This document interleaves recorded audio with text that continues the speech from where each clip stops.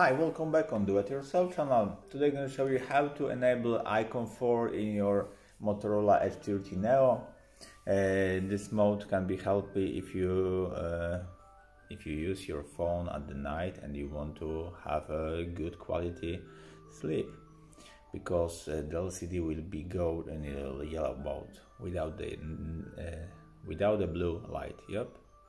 So first of all, go to the display and settings and search down. Motorola said it's night light. Yep, it says it's not light.